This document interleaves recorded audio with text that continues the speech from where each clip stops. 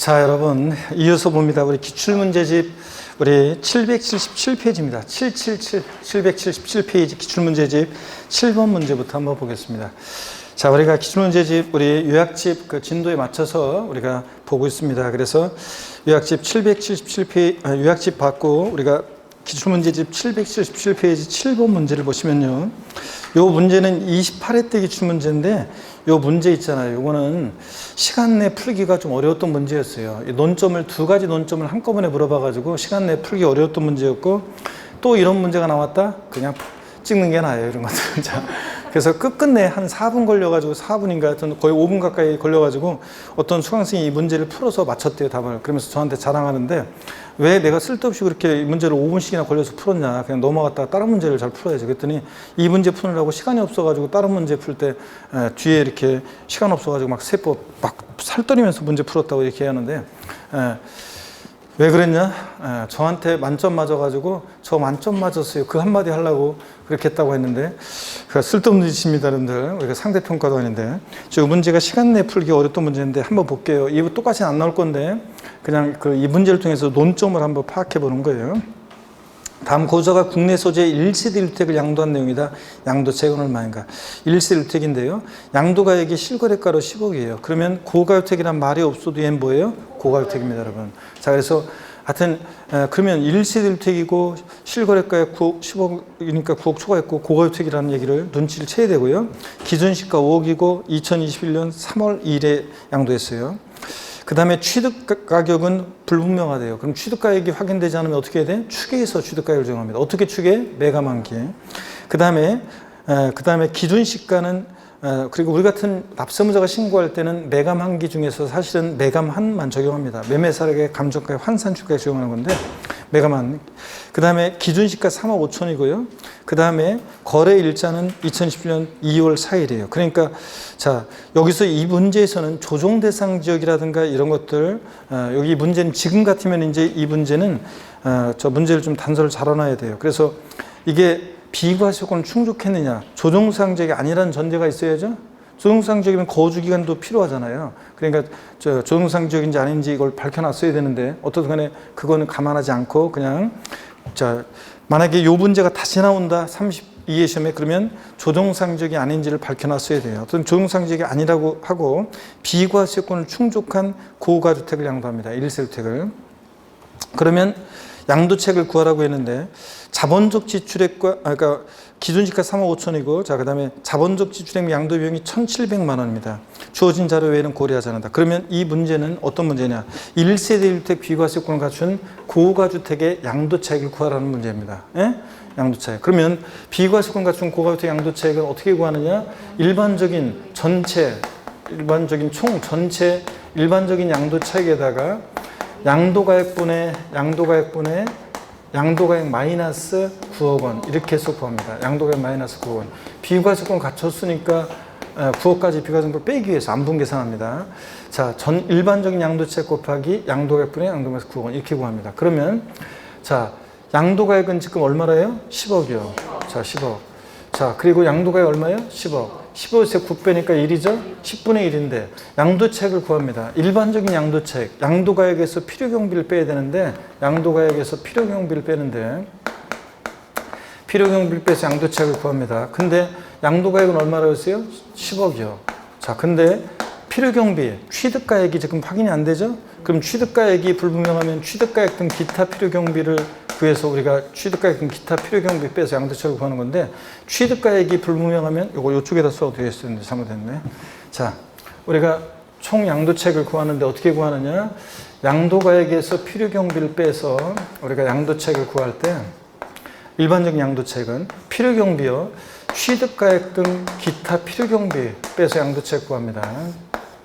근데 기타 필요경비. 자, 근데요.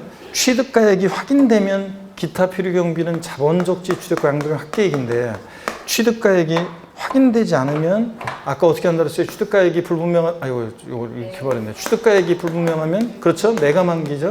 취득가액 불분명하면 추계해서 정하는데 매매사례가액, 감정가액, 환산 취득가액 이렇게 메가만기인데 일반적으로 납세무자가 우리 같은 납세무자가 신고할 때는 메가만을 적용하거든요. 여기까지. 그러면 기타 필요경비는 취득가액을 추계해서 정할 때는 기타 필요경비는 일일이 들어간 비용 공제하지 않고 자산별로 일률적으로 어떻게 합니까? 필요경비 계산 공제를 정해요. 그럼 필요경비 계산 공제를 적용하는데 그럴 때 한번 봅니다. 자, 필요경비 계산 공제를 적용합니다. 그럴 때 필요경비 계산 공제를 적용하는 건데 필요경비 계산 공제. 자, 그러면 여러분 보세요. 지금 매매사락가액과 감정가액이 있어요? 예? 자, 매매사락이나 감정가액이 얘기가 없잖아요.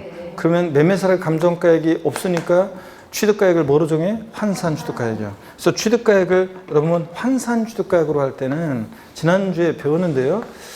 그때는 기타 필요경비는 필요경비상 공제액인데 다만 취득가액을 환산취득가액으로 할 때는 이 환산취득가액 플러스 필요경비상 공제액 요거 합한 금액하고 요거 합한 금액과 실제 들어간 자본적 지출액과 실제 들어간 자본적 지출액과 양도비용 합계액이요. 요거 합계액하고 비교해서 요거하고 비교해서 둘 중 이 자본적 지출액 양도비용 합계액이 환산취득가액 플러스 필요경비상 공제 합계액보다 더 크면 이 금액으로 할 수 있다. 지난주에 배운 것 같은데? 예? 안 했어요, 여러분들?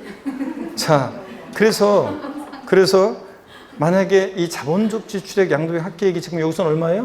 1,700만 원이요. 1,700만 원이에요. 그러면 환산취득가액을 구하는데 환산취득가액은 어떻게 구하냐? 자, 환산취득가액은 우리 어떻게 구했습니까, 여러분? 환산취득가액은 보세요. 환산취득가액은 양도 당시 실지거래가액 없으면 매매사락의 감정가액인데 양도 당시 환산취득가액은 양도 당시 실지거래가액 여기 얼마예요 지금? 10억 곱하기 양도 당시 실거래가액 등에다가 양도 당시 기준시가분의 취득 당시 기준시가를 곱해서 구해요. 양도 당시 기준시가 얼마라고 되어 있어요? 양도 당시 기준시가가 얼마라고 되어 있어요? 5억. 자, 그 다음에 취득 당시 기준시가는 얼마예요? 3억 5천. 그러면 3억 5천. 그러면은 요거 약분하니까 2죠? 네, 그러면 자, 3억 5천 곱하기 2니까 얼마입니까? 3억 5천 곱하기 2니까 얼마예요? 환산취득가액은 7억이 됩니다. 자, 그러면 환산취득가액은 이게 7억이 나왔어요. 그러면 7억. 그다음에 그러면 비교해 봐요.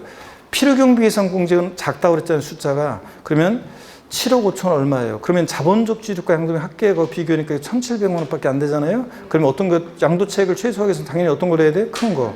그러면 자, 7억에다가 이 문제는 사실은 그 전에 우리가 지난주에 봤던 것은 이 자본적 지출 양도비용 합계액이 더 큰 걸 봤었는데 요건 지금 치사하게 이게 더 큰 걸 하니까 필요경비상 공제까지 구해야 돼요. 필요경비상 공제액은 자, 토지 건물 같으면 취득 당시 기준시가에다가 공제율 몇 프로예요? 3%. 미등기양도하면 자 0.3%입니다. 근데 지금 등기가 됐죠? 그럼 취득 당시 기준시가는 기준시가는 얼마예요? 취득 당시 기준시가가 아까 얼마라고 했어요? 3억 5천. 여기다가 공제율 3% 하면 3억 5천에 3% 하면 얼마예요? 요거 하면은 1,050만 원이 나와요. 1,050만 원. 네? 1,050만 원이 나와.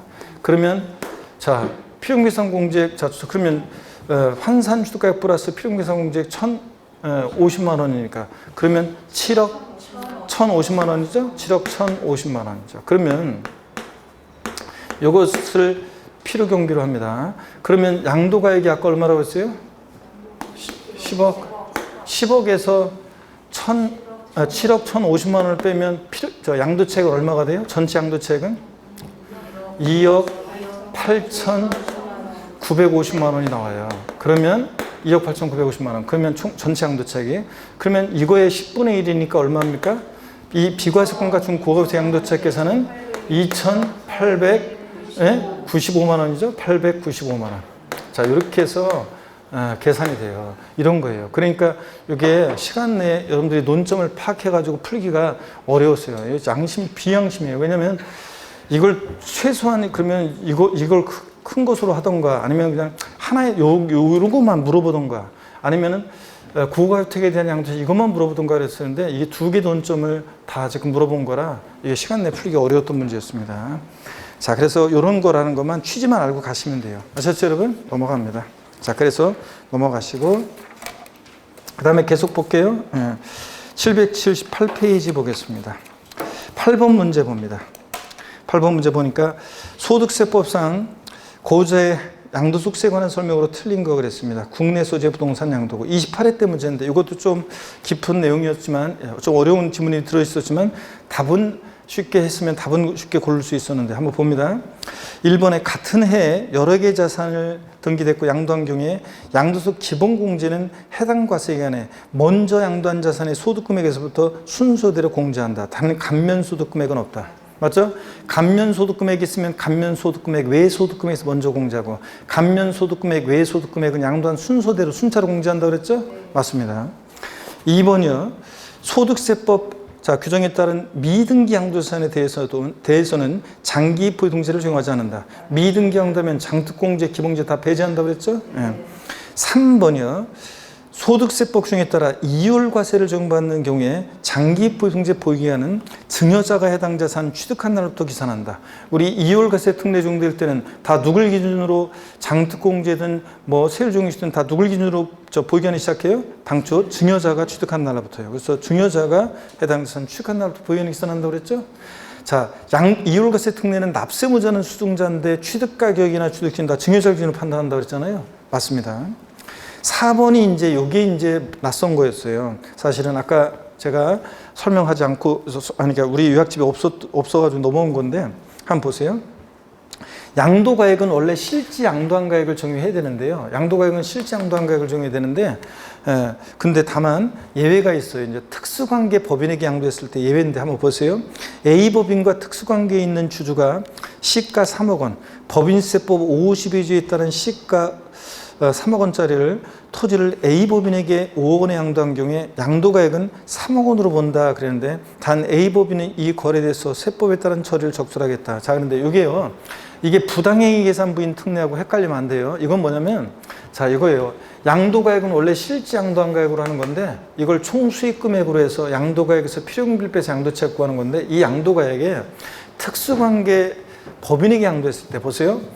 어떤 주주가요, 이렇게 지금 이 얘기잖아요. 어떤 주주가 특수관계 법인에게, 특수관계에 있는 특수관계 법인에게 양도했을 때는요, 특수관계 법인에게 양도했을 때는 얘기가 좀 틀려져요.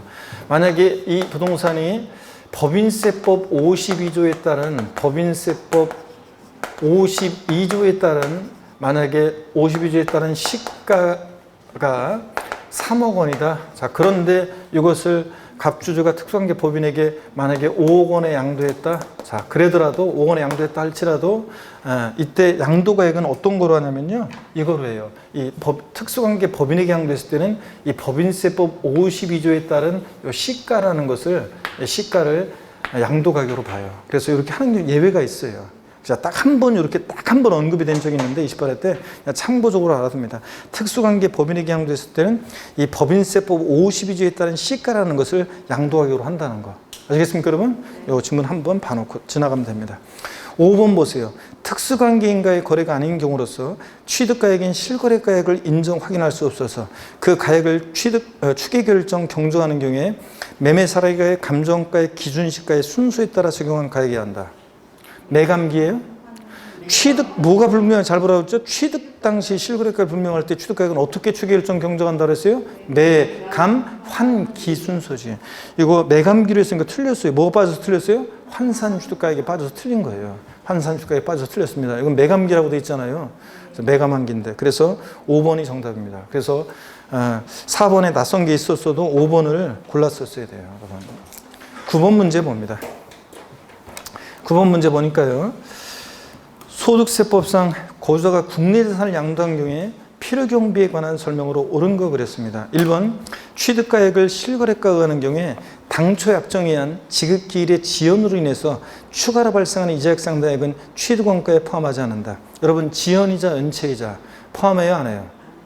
포함해요 안 해요?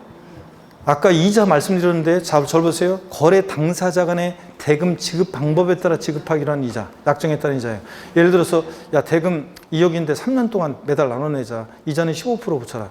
그때 이 이자는 어떻게 한다고 했어요? 포함합니다. 약정에 따른 대금 지급하는 방법에 따라 거래 당사자 간의 지급하기로 한 이자 포함해. 근데 지연이자 연체이자 포함해야 하네요. 안 한다고 그랬잖아요. 주택 구입 시 대출금이자 포함해야 하네요. 안 합니다. 그래서 제가 예전에 이때 시험 전에도 항상 제가 이자를 세금 어떤 게 포함되는 건지 안 되는 세금인지 이자 어떤 이자가 포함되지 안 하는지 맨날 비교해서 알려드렸던 거예요. 그래서 맞춰 써야 되는 문제였습니다. 지연이자 연체이자는 포함하지 않는다. 맞죠 여러분들? 예. 1번 정답이고 2번 봅니다. 취득가액을 실거래가에 의하는 경우에 자본적 지출액도 실제로 지출된 가액에 의하므로 소득세법 중에 따른 증명서류를 수치 보관하지 않더라도 지급사실이 입증되면 이를 필요경비로 인정한다는데 이게 조금 이제 사실은 세모표예요. 이게 적격증빙이라고 그래가지고 적격증빙이라고 해서 세금계산서나 신용카드 외출전표 같은 것을 꼭 수치 보관해야 되는데 그러지 않더라도 이제 최근에는 계좌이체 같은 금융거래 증명서류에 의해서도 필요경비로 인정받을 수 있다고 그랬습니다. 그러니까 여기서 증명서류를 수치 보관하지 않더라도 지출 사실이 입증되면 이를 필요경비로 인정한다 그래서 이건 틀리다고 했는데 이때는 옛날에는 적격증빙이라고 해서 세금계산서나 신용카드 매출전표만 수치 보관했을 때만 인정됐거든요. 근데 이제 계좌이체 등에서 입증이 되면 필요경비로 인정받을 수 있잖아요. 그러니까 이 지문은 지금은 세모표예요. 지금은.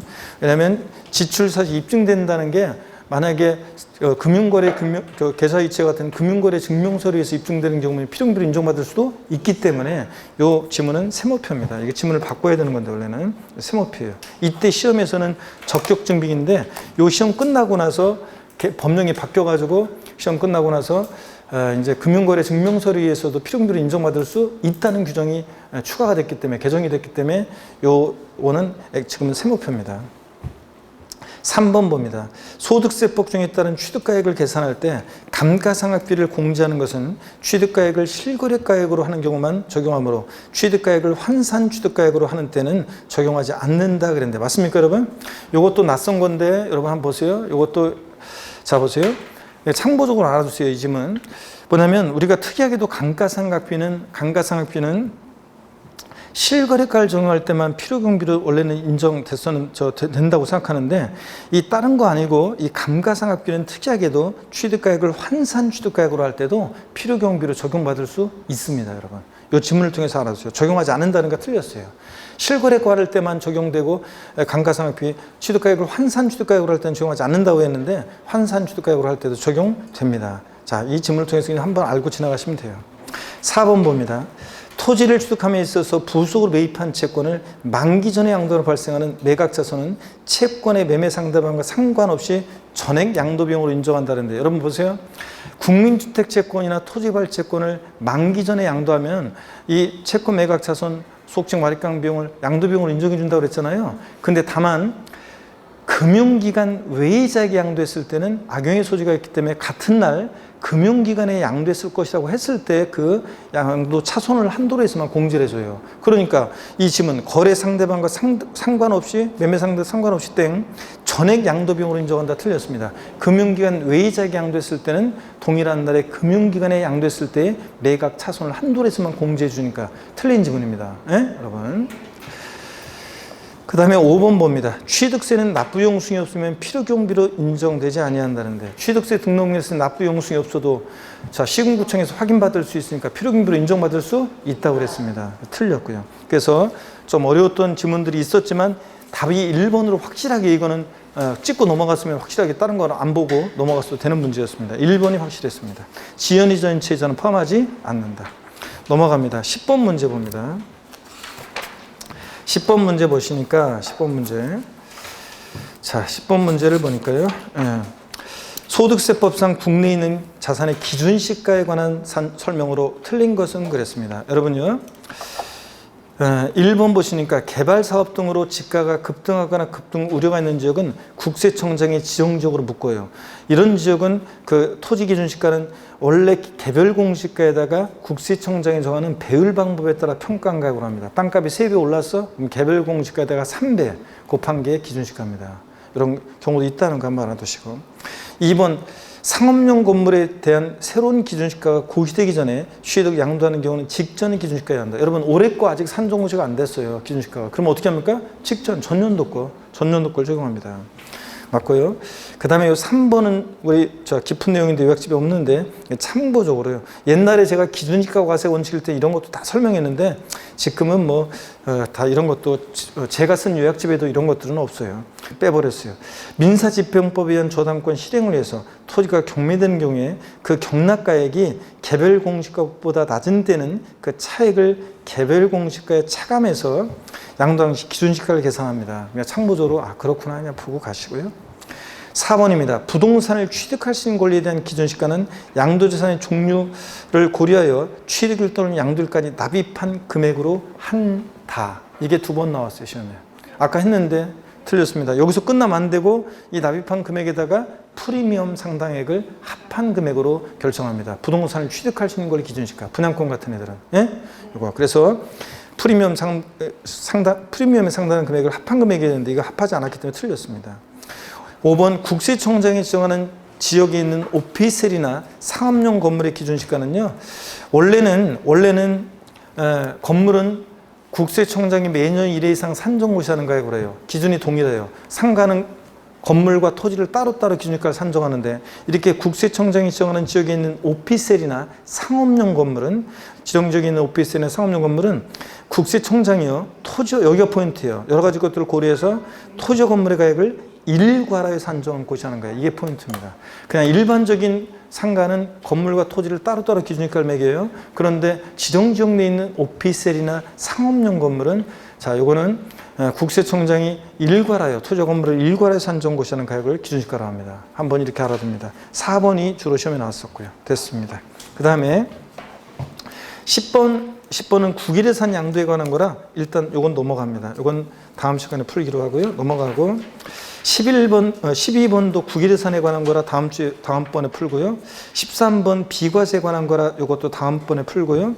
14번도 신고납부에 관한 거라 다음번에 풉니다. 다음 시간에 풀어드릴게요. 그리고 15번을 보겠습니다. 15번을 봅니다. 15번을 보시니까 여러분요. 소득세법상 등기된 국내 부동산에 대한 양도세 과세표준의 세율에 관한 내용으로 옳은 거 그랬습니다. 1번에 1년 6개월 보유한 주택 돼 있는데 40% 돼 있는데 요거 이제는 여기 문제가 애초에 2021년 6월 1일 이후에 양도한다는 단서 조건이 있었어야 되는데 그죠? 하여튼 그 단서 조건이 있다고 치고 6월 1일 이후에 양도한다는 단서 조건이 있다고 치고 주택 1년 6개월 보겠습니다. 주택은 이제 1년 미만 70%, 1년 이상 2년 미만이 몇 프로예요? 60%입니다. 이제 60%고요. 그래서 60%야 되고, 그 다음에, 60%야 되고, 근데 여기 개정이 1, 2라고 하고 6에서 45%라고 되어 있는데, 아닙니다, 이거. 이게 그 60%로 곧죠. 이제 2021년 6월 1일 이후 양도한다고 하면 이거 몇 프로예요? 60%입니다. 60%야 되고, 100분의 60이 되고. 2년 1개월 보유한 상가 건물은 40%가 아니라 토지 건물 부동산에 관한 권리는 2년 이상 1년 미만 50, 1년 이상 2년 미만 40, 2년 이상 몇 프로예요? 6에서 45%입니다. 이건 6에서 45%해야 돼요. 그 다음에 3번입니다. 10개월 보유한 상가 건물. 10개월 보유했으니까 1년 미만이니까 몇 프로입니까? 50%. 맞네요, 여러분들? 그렇잖아요. 1년 미만이면 토지 건물 부동산에 관한 권리는 1년 미만이면 몇 프로예요? 50%. 맞잖아요. 3번 정답. 4번 6개월 보유한 1주택 요거 이제 몇 프로라고요? 이제 올해 6월 1일 이후 양도부터 주택은 6개월 보유하면 몇 프로입니까? 1년 미만이 몇 프로라고 아까 배웠어요? 70%. 주택 조합원의 주권은 1년 미만 70. 1년 이상 2년 미만 60%. 2년 이상일 때 6에서 45%고. 분양권은 1년 미만 70. 1년 이상이면 2년이어도 무조건 몇 프로? 60%. 1년 이상이면 분양권은 무조건 60%. 예? 2년 보유에서도 60%라고 했잖아요. 분양권은 입주권하고 주택과 달라요. 그래서 여기서 6개월 보유한 1주택은 몇 프로라고 해놔야 돼 이제? 70%. 1년 8개월 보유한 상가 건물 1년 이상 2년 미만이니까 몇 프로 해야 돼? 40% 해야 됩니다. 1년 미만이 토지 건물 부동산에 관한 권리가 50%고 1년 이상 2년 미만이면 40%입니다. 40% 해야 되고 이렇게 봅니다. 이제 개정된 거로 해서 16번 문제 봅니다. 16번 문제는 이게 30회 때 이게 복수정답이 돼버렸었는데 요거는 비교세율을 고려하지 않고 지금 조정 대상 지역의 입주자로 선정된 집 입주권에 대한 얘기가 나오는데 입주권에 대한 요 3번 지문 이런 게 개정이 됐기 때문에 이제 요거 16번 문제는 X 하세요. 보지 마세요. 이거 16번 문제는 X 보시면 안 됩니다. 볼 필요 없어요. 왜냐면 개정이 돼서 요 3번 지문 같은 게 없어졌어요. 삭제가 됐어요. 왜냐면 이제 자 보세요. 분양권이 요 3번에 대한 게 분양권에 대한 얘기인데 이제 분양권은 1년 미만이면 무조건 몇 프로? 70. 1년 이상이면 2년 보유수도 무조건 몇 프로? 60%. 요거만 있기 때문에 요 3번 지문 이런 것들이 개정된 내용이 반영이 안 돼, 요거 삭제가 됐기 때문에 요건 아예 16번 문제는 삭제입니다. 요거. 넘어갑니다. 그래서 3번 지문이 16번은 정답인데 요 3번 지문이 삭제가 됐다고요. 그러니까 아예 이거는 X해 버리세요, 문제. 그리고 개정 내용이 반영이 안 돼 있기 때문에. 17번 문제로 봅니다. 소득세법상 양도세에 관한 설명으로 옳은 것은 그랬습니다. 여러분, 자 먼저 1번 지문 볼게요. 고자가 국외 토지를 양도한 경우 양도일까지 계속해서 10년간 국내에 주소를 뒀다면 양도세 과세표준 예정신고 납부해야 한다. 이거는 국외재산의 양도에 관한 거예요. 그게 국외재산 양도에 관한 거라 좀 그런데 국외재산의 양도세는 양도를 이제 계속해서 몇 년 이상 주소고수든 고자만이 납세의무 있다고 그랬어요? 5년 이상이에요. 5년 이상. 그래서 5년 이상 주소고수자만이 납세의무가 있는데 고자가 국외 토지를 양도일까지 계속해서 10년간 국내 주소를 뒀으니까 5년 이상 주소를 둔 자잖아요. 그러니까 예정신고 납부할 의무가 있어요. 국외재산의 경우에도. 그래서 1번이 정답이에요. 다음 주에 또 배웁니다. 2번 비고자가 국외 토지를 양도한 경우 양도세 납세 의무가 있다. 마돈나가 비고자 그러면 항상 마돈나 떠올리라고 그랬잖아요. 마돈나가 미국에 있는 토지 팔았을 때 우리가 관계가 있어요? 없지. 납세 의무 없습니다. 3번 고자가 국내 상가 건물을 양도한 경우에 고자의 주소지와 상가 건물의 소재지가 다르다면 양도세 납세지는 상가 건물의 소재지다. 그래요? 국세는 고자일 때 어디로 가야 돼요? 주소지로. 여러분의 주소지는 경기도 광명시인데 부산에 있는 부동산 팔았을 때 부산광역시 관할 세무서까지 꼭 가야 돼요? 그거 할 필요 없잖아요. 주소지입니다. 그래서 상가 건물 소재지가 아니라 양도자의 주소지고요. 4번 비고자가 마돈나가요. 국내 주택을 양도한 경우 양도세 납세지는 비고자의 국외 주소지다. 그래요? 마돈나가 서울에 있는 부동산 팔았는데 납세지는 마돈나의 국외 주소지면 미국에? 그럼 안 되잖아요. 어딜 납세지를 해야 돼요? 비고자가 국내 사업장이 있으면 이거 해설이 좀 그런데 국내 사업장이 있으면 사업장 소재지. 사업장이 없으면 국내 원천 소득이 발생한 적은 이 해설이 좀 문제가 있네요. 비고자가 국내 주택을 양도한 경우 납세 비고자의 국내 주소지다. 주소지가 있으면 거주자지 비고자가 아니잖아요. 그래서 여러분들 잘못됐습니다. 해설을 지워버리세요. 자, 절 보세요. 국내 비고자의 국내 주소지면 국내 주소가 있으면 그게 거주자지 비고자가 아니잖아요. 그렇기 때문에 이건 잘못된 해설이고 절 보세요, 여러분들. 비고자가 국내에 살 양도했을 때 양도세 납세지는 어디냐? 자, 비고자가 우리나라 국내 사업장이 있으면 사업장 소재지. 사업장이 둘 이상이면 주된 국내 사업장 소재지. 사업장이었으면 국내 원천 소득이 발생한 장소로 갑니다. 그래서 사업장이 마돈나가 국내에 우리나라에 없어? 그러면 국내 원천 소득이 발생한 장소니까 서울 만약에 강남구에 있는 부동산을 팔았어? 그럼 강남구 원천 소득이 발생한 강남구 관할 세무서를 납세지로 하는 겁니다. 주소지 비고자의 국내 주소지는 말이 안 되는 거예요. 주소가 있으면 거주자가 되기 때문에. 자, 그래서 이렇게 한다는 거. 그 다음에 5번 고자가 국외주택을 양도한 경우에 양도일까지 계속해서 5년간 국내 주소를 뒀다면 양도세 금액 계산 시 장기 부등재가 적용된다. 맞아요? 국외재산에 대해서 장특공제 해줘야 안 해줘요? 안 해줍니다. 다른 나라 국가공제가 신경 안 써요. 5년 보유했든 3년 보유했든 국외재산은 장특공제 안 해줍니다. 그래서 틀렸고, 자, 이거 1번이 정답입니다. 넘어갑니다.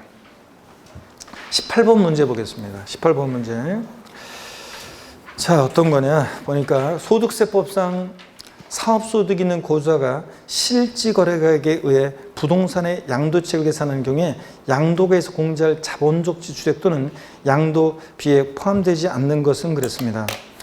단 자본적 지출액에 대해서는 법령에 정한 증명서류가 수치 보관되어 있다. 1번이요. 자산을 양도해서 직접 지출한 양도세 과세표준 신고 작성 비용. 세무사를 통해서 신고할 때 이 신고 작성 비용 어떻게 한다? 포함합니다. 양도비용이잖아요. 세무 대리비용. 2번 납세무자와 양도자가 동일한 경우 재건축 초과이익 환수에 법률했다는 재건축 부담금, 개발 부담금 이런 거 어떻게 한다고 그랬어요? 포함하고. 좋아지고 나중에서 부담하는 거니까.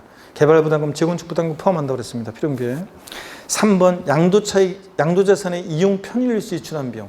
이용 편의에 지출한 계량 비용, 수선 비용, 이용의 편의에 소요된 비용 어떻게 한다? 포함합니다. 자본적 지출에 그럼. 4번이요. 양도자산의 취득 후 쟁승인 경우에 그 소유권 확보를 위해서 직접 소요된 소송 비용으로서 그 지출한 연도의 각 소득 금액 계산 시 필요경비에 산입된 금액은요. 여기다 옆에다 써놔야죠. 이중공제 방지원칙. 이중공제 방지원칙상 부여할 때 사업소득 금액 계산할 때 소송 화해비용이나 감가상각비나 현재가 차린 자금 상가계획을 필요경비에 산입했는데 이번에 또 포함시키면 안 되잖아요. 그러니까 다른 소득 금액 계산할 때 필요경비에 산입한 금액을 제외한 금액만 포함하는 거지. 산입한 금액은 포함하지 않습니다. 4번 정답이고. 5번 양도를 위해서 직접 지출한 공증비용, 인지대, 중개수수료 이런 거 다 포함하죠? 양도비용으로서 포함합니다. 자, 그래서 4번이 정답입니다. 이중공제 방지원칙도 올리고 19번 문제 보겠습니다. 19번 문제. 2013년 취득 후 등기한 토지를 2021년 6월 15일에 양도한 경우에 소득세법상 토지 양도차익 계산에 관한 설명으로 틀린 거 그랬습니다. 특수관계자에 관해 거래가 아닌 그랬는데 1번에 취득 당시 실거래가액을 확인할 수 없는 경우에 매매사례가액, 환산 취득가액, 감정가액, 기준시가를 순차로 적용하여 산정가액을 취득하러 한다. 틀렸습니다. 매환감기로 돼 있죠 지금? 네? 매감환기여죠. 그래서 매감환기여고 정확히 얘기하면 이게 우리가 납세 의무자가 일반적으로 신고할 때는 추계결정 경정이 아니라 납세 의무자가 신고할 때는 매감환인데 어떻든 간에 매감환기로 알아주시면 됩니다. 하여튼 여기서는 환산가액과 감정가액 순서가 바뀌었습니다. 틀렸어요.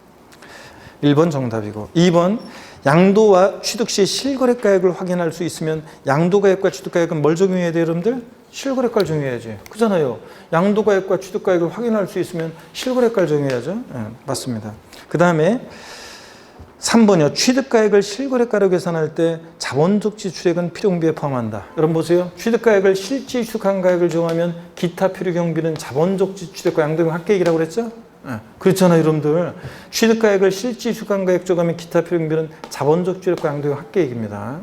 자, 그 다음에 4번이요. 취득가액을 매매사례가액으로 한다. 취득가액을 추계해서 매감환기를 적용할 때는 매감환을 적용하면 기타 필요경비는 일일이 들어간 비용 공제하지 않고 어떻게 한다 그랬어요? 필요경비 계산 공제액 적용한다 그랬습니다. 여기 보세요 여러분들. 취득가액을 추계해서 매감환기를 적용하면 기타 필요경비는 일일이 들어간 비용 공제하지 않고 어떻게 한다? 필요경비 계산 공제액 적용한다 그랬잖아요. 그랬죠? 네, 요거고. 그럴 때 토지니까 이 문제가 등기한 토지라고 그랬었잖아요. 애초에 2013년 취득 후 등기한 토지라고 그랬으니까 토지니까 취득 당시 기준시가, 즉 개별 공시가, 토지 기준시가는 개별 공시가죠. 취득 당시 기준시가의 공제를 몇 프로? 3% 곱한 금액이 필요경비에 해당한다. 필요경비 계산 공제액 371에서 등기된 토지 건물은 취득 당시 기준시가의 공제를 몇 프로? 3%잖아요. 취득 당시 기준시가에다가 공제를 3%. 그래서 맞습니다. 토지 기준시가는 개별 공시가고.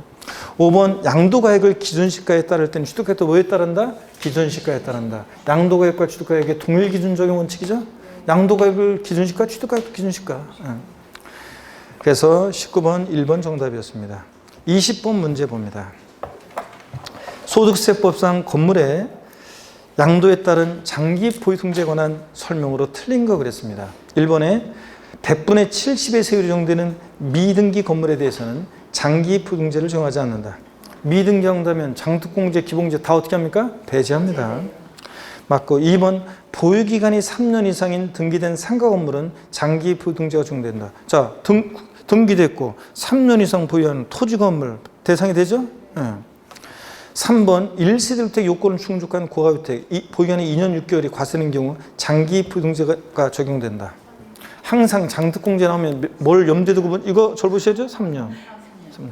자, 3년 보유를 못했어요. 어떤 수강생은 고가주택이라 장특공제 못 받는다고 하는데 아니에요. 1세대 1주택인 고가주택은 장특공제 왕창 받잖아요. 20에서 최대 80%까지 보유기한별, 거주기한별 공제를 합해가지고. 그죠? 여기서는 왜 못 받냐고요? 2년 6개월, 3년 보유를 못했으니까 못 받아요. 자, 3번 정답이고 4번 장기 보유공제액은 건물의 양도 차익에다가 보유기한별 공제를 곱하여 계산한다. 자, 이제 이게 1세대 1주택이면 양도 차익에다가 보유기한별 공제율과 거주기한별 공제율 합한 공제를 적용하는 건데 이거는 그냥 건물이라고 했으니까 일반적인 토지 건물은 양도 차익에다가 뭐만요? 보유기한별 공제율만 적용합니다. 맞죠, 여러분들? 양도 차익에다가 공제율. 5번 보유기한이 12년인 등기된 상가 건물은 보유기한별 공제율은 자 우리가 일반적인 토지 건물은 보유연수의 몇 프로씩 공제를 적용한다 그랬어요? 2%씩. 그러니까 12년이니까 2는 4 뭐예요? 예? 24% 공제를 적용합니다. 자 그래서 여기 30%라고 되어 있네. 자 그러니까 5번 지문도 고칩니다, 여러분들. 5번 지문도 일반적인 토지 건물은 보유연수의 몇 프로씩이요? 2%씩이요. 그러니까 몇 프로가 돼야 돼요?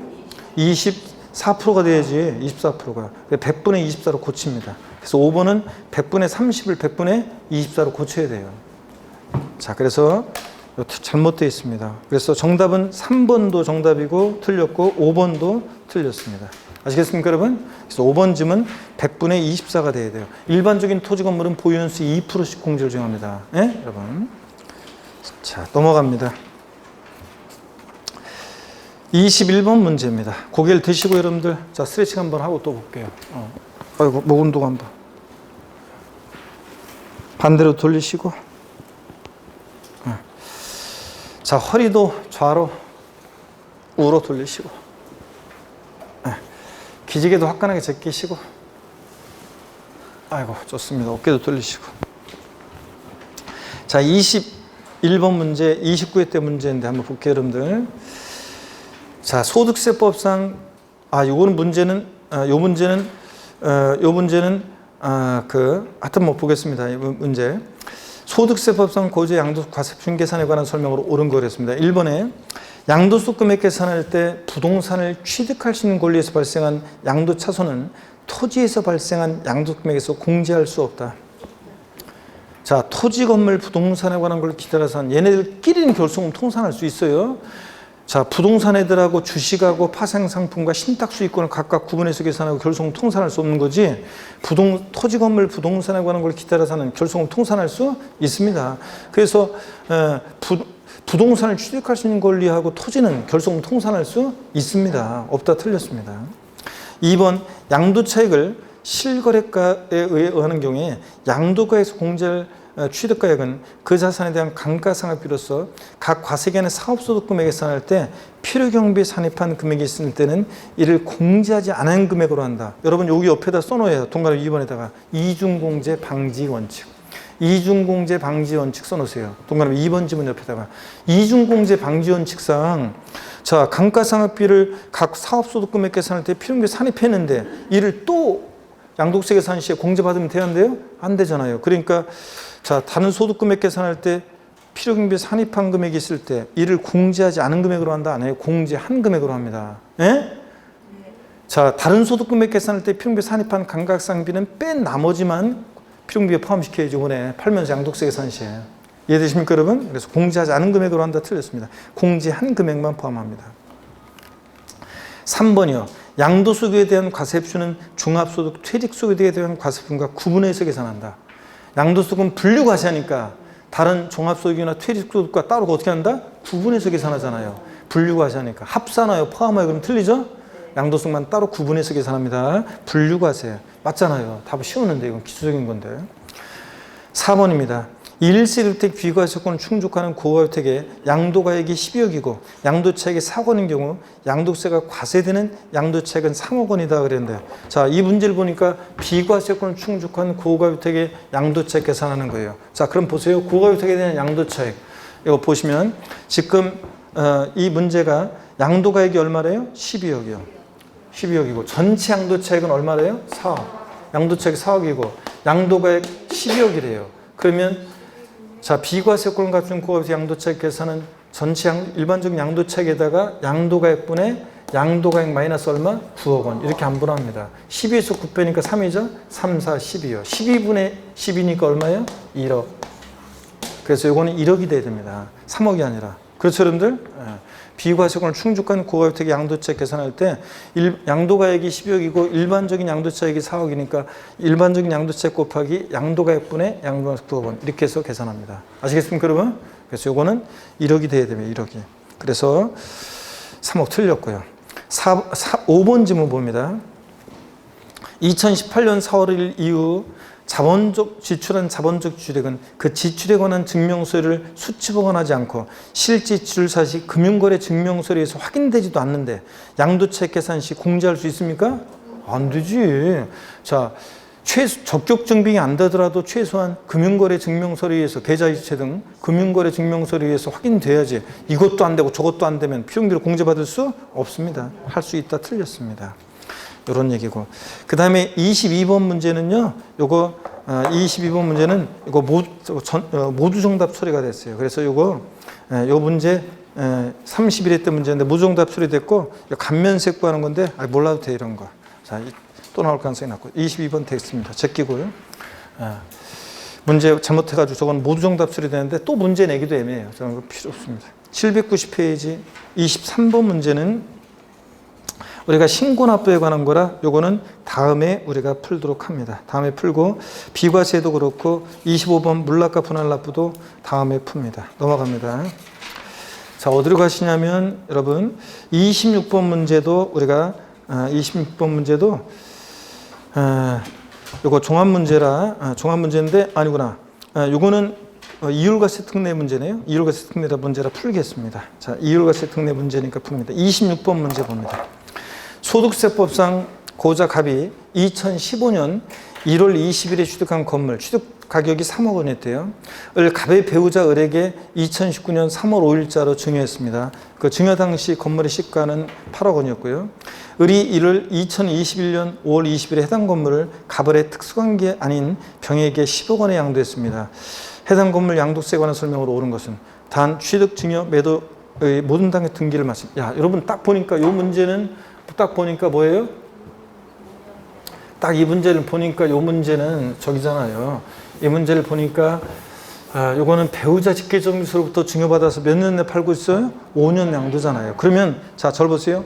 이율과세 특례가 문제가 나오면 문제 옆에다 딱 이렇게 써놓으세요. 갑, 을, 병 이렇게 써놓고 내려오는 그림. 증여 후 우회양도 부당해상부인 특례는 이렇게 꺾어지는 그림. 이렇게 딱 해놓고 문제를 푸는 거고요. 그러면 요거 해놓고 증여자, 수증자, 제3자입니다. 그리고서 상상하시면 돼요. 증여받아서 몇 년 양도하고 있어요? 5년 내요.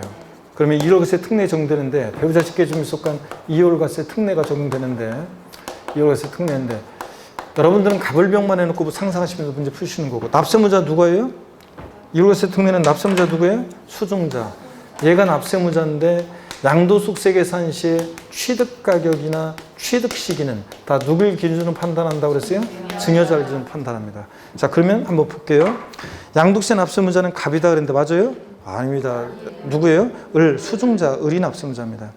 양도소 금액 계산 시 장특공제가 적용된다 그랬는데 여러분 이율과세 특례는 장특공제든 세율정시든 뭐든 다 언제부터 보이는 기산이에요? 증여자가 취득한 때부터 양도일까지로 하잖아요. 그러니까 이거 증여자가 취득한 때가 2015년 1월 20일부터 2021년 5월 20일까지니까 3년 이상 보유했죠? 장특공제 받을 수 있습니다. 없다 그러면 틀려요, 여러분들. 자, 그 다음에 3번 양도채 계산 시 그래서 2번이 정답이네요. 네, 정답이고 3번 양도채 계산 시 양도에서 공제할 취득가액은 8억 원이다. 자, 양도소득세 계산 시에 취득가격은 이거 증여받은 당시 가격이나 당초 증여자가 취득한 가격으로 합니다. 증여자가 얼마에 취득했어요? 3억에 취득했습니다. 3억에. 그래서 3번 틀렸습니다. 3억이고 4번 을이 납부한 증여세는 양도세 계산 시 세액 공제된다 그랬는데 기납부한 증여세는 필요경비에 산입해서 공제받을 수 있다고 그랬죠? 그랬잖아요. 원래 상속세나 증여세는 필요경비에 포함 안 하는데 기납부한 상속세나 증여세에서 증여세는 예외적으로 필요경비에 포함하지 않지만 예외적으로 이율과세 특례가 적용될 때는 필요경비에 산입해서 공제받을 수 있다고 그랬습니다. 가필 필요경비에 산입해서 공제받는 거지 산출세에서 세액공제 받는 건 아닙니다. 그래서 필요경비에 산입합니다. 5번이요. 양도세 납부에 대해서 갑과 을 연대납세무 있다 없다? 없다 그랬습니다. 연대납세무 있다 틀렸어요. 자, 어차피 배우자 직계존비속은 한 몸이니까 연대납세무가 있다 없다? 없습니다. 연대납세무 없고요. 자, 그래서 하여튼 장특공제 받을 수 있다 정답이죠? 예, 왜냐하면 증여 받은 날로부터 했으면 3년 보유를 못했지만 당초 증여자가 취득한 날부터 기산하니까 장특공제 받을 수 있습니다. 3년 이상 보였으니까. 그래서 2번 정답이고 27번은 우리 지난주에 봤고요. 28번도 지난주에 봤습니다. 넘어갑니다, 여러분들. 지난주에 봤고 그 다음에 29번 문제 한번 풀어보겠습니다. 29번 문제 봅니다. 자, 29번 문제를 보시니까요. 자, 요건 어떤 거냐면 29번 문제. 소득세법상 고자 갑이 2020년 5월 2일에 취득해서 2021년 3월 20일 등기한 상태로 양도한 건물에 대한 자료이다. 갑의 양도세 부담을 최소하게 한 양도 차익은 그랬습니다. 여기 이제 그러고 보니까 지난번에 이걸 안 풀었구나 제가 아까 이거 했냐고 했는데 안 했구나. 이 문제. 자, 여기 봅니다. 이 문제는 어떤 건지 한번 보겠습니다. 또 똑같이는 안 나오겠지만 요 계산식에서 나오는 의미들을 이해하시면 됩니다. 논점들을. 양도차익을 최소하게 한 양도차익이래요. 그럼 보면 먼저 취득과 양도 당시 실거래가액이 불명하대요. 그러면 축에서 정해야 되겠죠? 양도가액은 어떻게 해요? 양도가액 축에서 정해야죠? 양도가액 축에서 정해야 됩니다. 양도가액 축에서 정해야죠.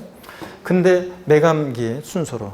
그 다음에 축에서 정해야 되고 취득가액은 매감한기 축에서 정해야죠? 매감한. 두 번째 보니까 취득 당시 매매사례가액, 감정가액은 없대요. 그러면 뭘 정해야 돼? 매감환, 환산 취득가액을 취득가액으로 해야 한다는 거고 기준시가 1억이고 양도 당시 매매사례가액은 3억 원이고 감정가액은 없고 기준시가 2억. 그럼 매매사례가액이 있네요? 3억 원이요.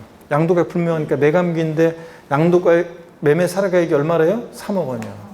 3억이고. 그 다음에 자본적 지출액.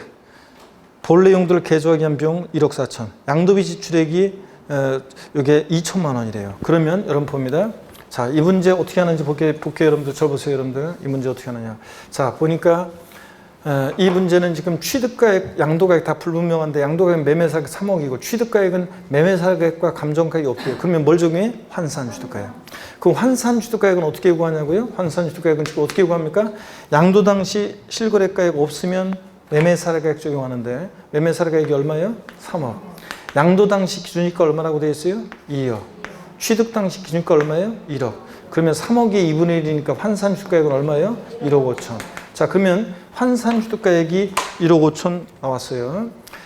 그러면 일단은 제가 그랬죠? 기타 필요경비는 그냥 이거는 숫자가 작으니까 일단 논외로 칩니다. 왜냐하면 이거 취득 당시 기준시가 취득 당시 토지 건물일 때 취득 당시 기준가가 얼마예요? 1억. 여기에 3% 해봤자 300만 원밖에 안 되잖아요. 자, 그래서 환산 취득가액 플러스 필요경비상공제 합계액은 1억 5,300만 원이에요. 취득가액을 여러분 보세요. 잘 보였는데 여기 매매사례가액이나 감정가액으로 할 때는 기타 필요경비는 무조건 필요경비상공제하고 끝나요. 근데 취득가액을 환산 취득가액으로 할 때는 지난주에 배운 게 이건데 환산 취득가액 플러스 필요경비상공제 합계액과 실제 들어간 자본적 취득과 양도의 합계액 이거 지금 얼마예요? 1억 4천에다가 2천 합치니까 합계액이 얼마예요? 1억 6천. 비교해서 이 니은의 금액, 이 자본적 취득과 양도의 합계액이 더 이거보다 크면 이 금액으로 할 수 있다고 되어 있는데 양도차익을 최소하게 한 양도차익을 구하라고 그랬으니까 양도차익을 최소화하기 위해서는 둘 중 어떤 거? 큰 걸 선택해야지. 두 개, 어떤 게 더 커? 이게 더 크죠? 1억 6천에. 그러면 자, 필요경비를 1억 6천으로 합니다. 그러면 양도차익을 최소화하기 위한 양도차익은 3억에서 1억 6천 빼니까 얼마예요? 1억 4천이 됩니다. 이런 거예요, 여러분들. 똑같이 안 나오더라도 취득가액을 축에서 정할 때, 매감한기 적용할 때, 매매사 감정가액 없어서 환산 취득가액으로 할 때는 환산 취득가액 플러스 필요경비상공제 합계액과 실제 들어간 자본적 취득 양도용 비교해서 둘 중 어떤 거? 큰 금액을 필요경비를 할 수 있다는 거. 아시겠습니까, 여러분? 이걸 중요합니다. 자, 그 얘기였습니다. 그래서 1번이 정답이었고요. 그 다음에 30번 문제는 구계산 양도속세 문제라 다음에 보기로 합니다. 또 넘어갑니다. 다음에 보고 그 다음에 계속 이어서 보겠습니다. 자, 넘어가서 보시니까 31번 문제 비과세에 관한 거라 31, 32번 문제 역시 다음 시간에 풉니다. 다음 시간에 풀고요. 그 다음에 33번 문제 고가주택에 대한 것도 정확한 것은 다음에 우리가 풀겠습니다. 다음 시간에 34번 문제를 보겠습니다. 34번 문제요. 34번 문제를 한번 보시니까 여러분 34번 문제 봅니다. 소득세법상 고조에 양도세가 과세되는 부동산의 양도가액 또는 취득가액을 추계조사하여 양도세 과세표준 및 세액을 결정 또는 경정하는 경우에 관한 설명으로 틀린 것은 그랬습니다. 매매사례가액과 감정가액은 특수한 개인과의 거래가 아닌 그랬는데, 자 1번이요. 양도 또는 취득 당시 실거래가액을 확인하기 위해서 필요한 장부, 매매계약서, 영수증 기타 증빙서류가 없거나 그 중요한 부분이 미비된 경우에 누가 뭐라는 거예요? 추계 결정 경정합니다. 그렇죠? 양도가액과 취득가액을. 2번 매매사례가액, 감정가액, 환산시가액, 기준시가를 순차로 적용한다 그랬는데 원칙적으로 양도가액 또는 취득가액이 불명할 때 매가 만기죠.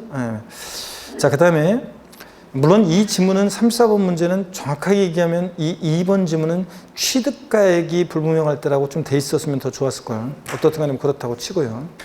3번 매매 사례가액은 양도일 또는 취득일 전후 각 3개월 이내에 해당 자산과 동일성 유사성인 자산의 매매 사례가 있는 경우에 그 가액을 말합니다. 그죠?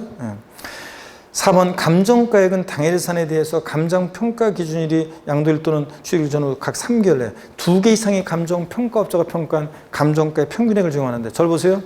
이제 올해 추가된 게 이런 것도 있어요. 올해 신설된 규정 중에 한번 들어주세요.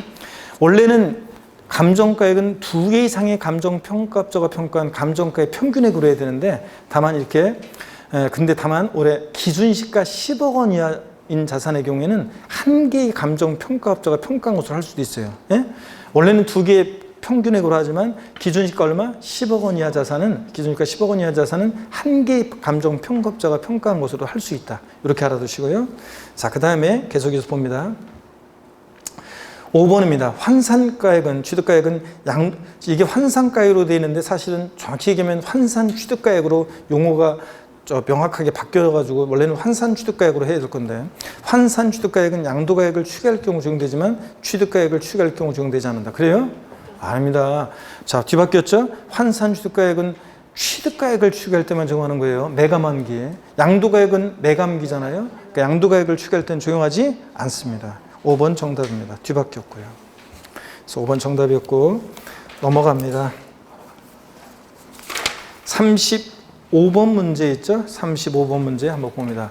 자, 오늘 뭐 문제 좀 더 다, 몇 문제 안 남았어요. 이제 다 봤어요. 이제 한 2문제 풀면은 된 것 같으네요. 2문제, 한 2-3 문제 한번 보면 됩니다. 자, 2-3 문제만 보면 다 돼요. 힘내시고 여러분 좀만 더, 몇 문제, 미등기까지 남았고. 하여튼 오늘 이걸 좀 더 다 봐야 될 문제. 좀만 힘내시고. 35번 문제는 26회 때, 24회 때 계산 사례 문제인데, 가필차상 소깃과 그 계산 구조를 알고 있는지 묻는 문제였어요. 한번 볼까요? 2021년 6월에 양도한 고조의 국내 소재 등기된 토지요. 보유기간이 1년 6개월의 자료이다. 양도세 과세 표준 얼마인가 그랬습니다. 단 2021년 중 다른 양도 거래는 없고, 자, 취득시 기준시가가 7천, 취득시 실거래가액이 9천, 양도시 기준시가 1억 원, 양도시 실거래가 1억 2,500만 원 나왔어요. 그러면 여러분, 이런 게 나오면 우리 양도세 계산은 항상 원칙 뭘 적용해야 돼요? 기준시가와 양도가액이, 실지 양도가액이 동시에 나와서 실지 거래가액이, 그러면 뭘 적용해요? 실거래가를 적용해서 계산하는 게 원칙이에요. 그래서 양도시 실거래가액은 얼마가 되는 거예요? 1억 2,500.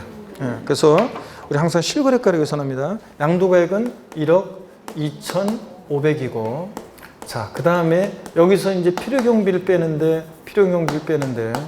취득가액 등 기타 필요경비를 빼잖아요. 자, 취득가액 등 기타 필요경비 빼는데, 자, 취득가액이 얼마래요? 9천만 원. 자, 취득가액은 9천이고요. 그 다음에 기타 필요경비. 취득가액을 실제 취득한 가액을 정하면 기타 필요경비는 자본적 지출액과 양도비용 합계액이잖아요. 자, 그러면 실제 들어간 비용이요.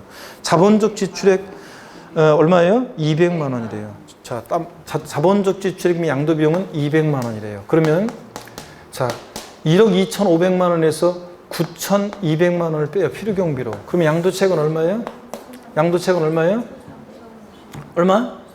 3천 얼마요? 3천, 예? 자, 2,500만 원에서 빼니까 2,500에서 빼니까 얼마예요? 1억 2천, 3천, 300이죠? 3,300만 원. 자, 3,300만 원. 그러면 자 봅니다. 그 다음에 이제 그러면 양도채 구했네요. 그럼 구했으면 장특공제 해줘야 되는데 장특공제 나오면 장기보유통제라는 지문이 나오면 항상 이렇게 해놓고 보라고 그랬잖아요. 이렇게 해놓고 보라고 그랬죠. 3년. 자, 3년 보유했어요? 못했어요. 그러니까 보유한이 1년 6개월이니까 장특공제 못 받아요. 그러면 여기 보세요. 장특공제 못 받아요. 그러면 가필차장소 그대로 양도소득 금액은 얼마예요? 3,300이에요. 공제하는 게 없으니까. 그럼 기본공제는 공제받을 수 있나요? 예. 기본공제는 좌우지간 깔아줍니다. 미등기양도만 아니면. 그래 등기됐으니까 소기과 과세표준과라고 했잖아요. 3,300에서 250 빼니까 얼마예요? 3,050만 원이 과세표준금액이 됩니다. 이 문제에서 포인트는 실거래가를 적용해서 양도차 계산한다는 게 포인트였고, 그 다음에 보유기한 3년 보유를 못했으니까 장특공제 못 받는다. 그리고 가필차장 소기과 계산구조 알고 있는지 순서를 알고 있는지 묻는 문제였습니다. 아시겠습니까 여러분? 자, 그래서 요거 이런 문제였고, 가필차장 소기과만 잘 알고 있으면 되고 장특공제 3년 보유만 염두에 뒀으면 되는 문제였습니다. 36번 문제 봅니다. 소득세법상 장특공제와 기본공제에 대한 설명으로 틀린 거 그랬습니다.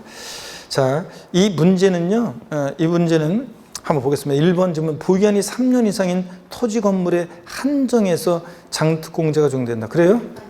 뭐도 받을 수 있어요? 조합원 입주권도 장특공제 받을 수 있잖아요. 자, 조합원 입주권이 빠져서 틀렸습니다. 1번. 자, 그 다음에 1세대 1주택이라도 장특공제가 적용될 수 있다. 그렇죠? 양도세 과세는 1세대 고가주택은 장특공제 왕창 해주잖아요. 보유연수의 몇 프로까지? 80%까지. 보유기한별, 거주기한별 공제를 합해가지고. 그러니까 적용될 수 있습니다. 3번 장기 보유공제액은 해당 자산의 양도 차익에다가 일반적인 토지 건물은 보유기한별 공제를 곱해서 계산하고, 이제 양도세가 과세되는 1세대 1주택은 보유기한별 공제를 곱하기 계산한다면 틀려요. 이런 지문이 이제 실전 32에서도 똑같이 나오면 틀린 지문이라고요. 왜? 틀린 지문이 될 수 있어요. 왜냐고요? 양도세 과세되는 1세대 1주택은 보유기한별 공제율과 거주기한별 공제율 합한 금액이 되니까. 그렇죠, 여러분들? 그래서 이거 3번 자 틀린 지문이 될 수 있다는 거 주의하고, 4번 등기된 비상용토지 양도할 때 비상용토지 좌우지간 비상용토지는 장특공제, 기본공제 다 받을 수 있습니다. 기본공제는 뭐만 아니면 미등기 양도만 아니면 싹 다 깔아주잖아요. 당연히 되고요. 그 다음에 5번에 장기 보유통제 계산 시 해당 자산의 보유기한은 그 자산 취득일로부터 양도일까지로 해요. 근데 배우자 직계전비소 간 이율과세 특례 적용될 때는 증여 한 배우자 직계전비속에 해당 자산 취득한 날부터 계산한다. 그렇죠? 이율과세 특례 적용될 때는 증여 받은 날로부터가 아니라 항상 언제부터 보유기한을 계산한다고 그랬어요? 당초 증여자가 취득한 날부터 보유기한을 계산하죠? 증여받은 날이 아니라. 맞습니다. 자, 그 다음에 넘어갑니다. 37번 문제 있잖아요. 37번 문제 한번 보겠습니다. 37번 문제는 37번 문제 작년 기출 문제인데 이게 원래 어렵게 나온 문제인데 한번 볼게요. 여러분들 37번 문제 한번 봅니다. 먼저요. 자, 한번 보겠습니다. 힘내시고 소득세법상 고조의 국내 자산 양도소득세 계산에 관한 설명으로 옳은 거 그랬습니다. 1번 부동산에 관한 권리 양도로 발생한 양도차손은 토지 양도에서 발생한 양도소득금에서 공제할 수 없다. 자, 여러분 토지, 건물, 부동산에 관한 기타 자산 얘네들끼리는 결손금 통산할 수 있다고 그랬잖아요. 그러니까 토지하고 부동산에 관한 권리 결손금 통산할 수 있습니다. 아까도 나왔었는데 비슷한 거. 공제할 수 없다 틀렸습니다. 2번 양도일로부터 소급해서 5년 이내 그 배우자로부터 증여받은 토지 양도차 계산할 때 그 증여받은 토지에 대해 납부한 증여세는 양도에서 공제할 필요경비에 산입하지 않는다. 그래요? 아닙니다. 이율과세 특례 적용될 때 증여세 여기 보세요. 기납부한 증여세는 필요경비 어떻게 한다? 산입해서 공제받을 수 있다고 그랬습니다. 원래 증여세는 기납부한 상속세 증여세는 필요경비에 포함하지 않지만 이율과세 특례 적용될 때는 포함합니다. 이 문제가 지금 양도로부터 소급해서 5년 내 배우자에게 증여받은 토지 양도니까 이율과세 특례잖아요. 이게 이율과세 특례란 말이에요. 이게. 자, 그러니까 자, 여러분 기납부한 증여세 필요경비로 산입해서 공제받을 수 있습니다. 이걸 눈치채야 되는데 이율과세 특례라는 거는. 3번 봅니다. 취득원가에 현재가 차린 자금이 포함되어 양도자산의 보유기간 중 사업소득금액 계산 시 필요경비로 산입한 현재가 차린 차금 상가계획은 양도책 계산할 때 양도액 공제할 필요경비로 본다. 자, 여기 뭐라고 써놔야 돼? 옆에다가 이중공제 방지원칙. 3번 지문 옆에다가 이중공제 방지원칙상 소송 화해비용이든 감가상각비든 현재가 차린 차금 상가계획이든 보유할 때 사업소득금액 계산할 때 필요경비에 산입한 건데 또 여기 필요경비로 공제 보면 돼야 안 돼요? 안 됩니다. 그래서 보유기간 중에 사업소득금액 계산할 때 필요경비 산입한 현재가 차린 자금 상가액은 이번에 양도하면서 양도책 계산할 때는 공제할 필요경비로 보지 않습니다. 필요경비 포함 안 되면 안 돼요. 이중공제 방지원칙상. 본다 틀렸고요. 4번입니다. 특수관계인에게 증여한 자산에 대해서 증여자인 고조에게 양도세가 과세되는 경우에 수증자가 부담하는 증여세 상당액은 양도에서 공제할 필요경비에 산입한다 그랬습니다. 요거 뭐냐면 여러분 특수관계인에게 증여한 자산에 대해서 증여자인 고조에게 양도세가 과세되는 경우 수증자가 부담하는 증여세 상당액은 양도가에서 공제할 필요경비에 산입한다 그랬습니다. 자, 여러분 요게 우리 특수관계자에게 요거 증여세 우리가 필요경비 산입해요 안 해요? 이거 특수관계인에게 증여한 자산에 대해서 증여자인 고조에게 양도세가 과세된다. 이게 뭐냐면 부담부 증여잖아요, 여러분들. 예? 네. 자, 그랬을 때 수증자 부담하는 증여세 상당액은 양도에 공제할 필요경비에 산입한다 그랬는데 우리 증여세 필요경비에 포함한다 그랬어요, 안 한다 그랬어요? 안 한다고 그랬습니다. 양도세 계산 시에 기납한 증여세는 필요경비에 포함하지 않습니다. 이율과세 특례 적용될 때만 포함해. 2번하고 4번하고 구별해야 돼요. 이율과세 특례 적용될 때만 증여세 필요경비에 포함합니다. 5번 봅니다. 거주자가 특수관계인과의 거래, 시가 거래가의 차익이 5억 원이에요. 있어서 토지를 시가에 미달하게 양도함으로써 조세 부담을 부당히 감축한 것으로 인정되는 때는 그 양도가액을 시가에 의해서 계산한다. 예? 이게 뭡니까 지금? 특수관계자 간의 시가보다 낮게 저가양도 고가양수잖아요. 시가에 미달하게 양도했어요. 저가양도했죠? 특수관계자네. 그러면 조세 부당한 감소가 이제 판단해 봐야 되는데 시가와 대가제가 금액으로 3억 원 이상 차이 나죠? 그럼 조세 부담을 부당히 감축해 인정되는 때래요. 그러면 얘네들의 계산을 부인하고 양도가액과 취득가액을 뭐로 계산한다고 그랬어요? 시가로 계산한다고 그랬잖아요. 여러분 아까. 예? 특수관계자 간에 저가양도 고가양수했고 그 다음에 시가와 대가차가 조세 부담 감소, 시가와 대가차가 금액으로 3억 차이 나거나 시가의 5% 이상 차이 나면 얘네들 계산을 부인하고 양도가액과 취득가액을 뭐로 계산한다고 그랬어요? 시가로 계산한다고 그랬습니다. 시가로. 예, 그래서 맞잖아요, 여러분들. 5번이 정답입니다. 시가로 계산한다. 이거였어요. 그래서 조금 많이 생각을 요하는 문제였지만 어떻든 간에 그런 거였습니다. 5번이 정답입니다. 좀 어려운 난이도 높은 문제였고요. 자, 38번 문제 보겠습니다. 38번 문제는 구계산 양도라 다음에 봐야 되고요. 넘어갑니다. 어디로 가시냐면 38번 구계산 양도 숙제 문제고 넘어가니까 39번 문제는 부담부 증액에 관해서 좀 복잡한 건데 이거는 지금 하기에는 너무 시간이 좀 그렇고요. 다음에 보기로 하고 부담부 증액인데 40번 문제 봅니다. 미등기 양도자산에 관한 거. 요거 요거 보고 오늘 맞춰야 될 것 같습니다. 요거만 보고 오늘 마칠게요. 나머지는 다 다음 시간에 풀면 되는 거고. 자, 요거 40번 문제만 오늘 풀고 마치겠습니다. 자, 여러분 봅니다. 소득세법상 미등기 양도자산에 관한 설명으로 옳은 거랬습니다. 1번 미등기 양도자산도 양도소득에 대한 소득세 비과세에 관한 규정을 적용받을 수 있다. 미등기 양도하면 비과세 받을 수 있어요? 비과세 감면 다 배제한다고 그랬죠, 여러분들? 그래서 틀렸습니다.